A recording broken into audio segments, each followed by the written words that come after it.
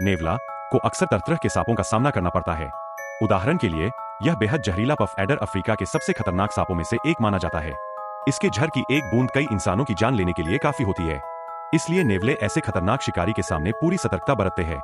Puff adder आमतौर पर धीमी गति से चलता है, लेकिन इसका हमला बेहद तेज और अप्रत्याशित होता है।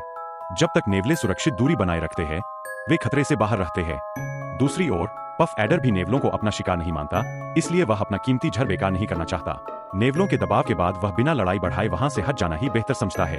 लेकिन नेवलों के लिए एक और सांप इससे भी ज्यादा खतरनाक होता है, गोल्डन कोबरा, सुनहरा नाग। यह सांप तेज, आक्रामक और बिना उकसावे के भी हमला करने के लिए जाना जाता है। जब यह कई नेवलों से घिर जाता है, तो अपने शरीर का आगे का हिस्सा उठाकर किसी भी क्षण वार करने के लिए तैयार हो जाता है। गोल्डन कोबरा की हमला करने की दूरी काफी लंबी होती है, और उसका वार किस दिशा से आएगा, इसका अनुमान लगाना मुश्किल होता है। इसलिए नेवले उससे और अधिक दूरी बनाए रखते हैं। उसे भगाने के लिए वे उसे चारों ओर से घेर लेते हैं और अलग अलग दिशाओं से परेशान करते रहते हैं।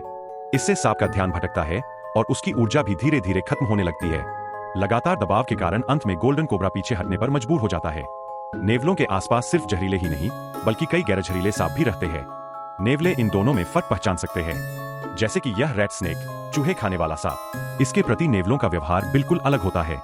वे इससे डरते नहीं, बल्कि इसे चारों ओर से घेर लेते हैं। यहाँ तक कि छोटे नेवलों को भी इसके पास जाने की अनुमति मिल जाती है। ऐसी स्थिति में असल खतरा सांप के लिए होता है, क्योंकि नेवले चाहे तो उसे आसानी से मार सकते हैं। इस सांप के हमले का उन पर ज्यादा असर नहीं पड़ता। हालांकि सावधानी के कारण वे तुरंत हमला नहीं करते। जब नेवलों की रुचि खत्म होने लगती है, तब उस सांप को भाग निकलने का मौका मिल जाता है।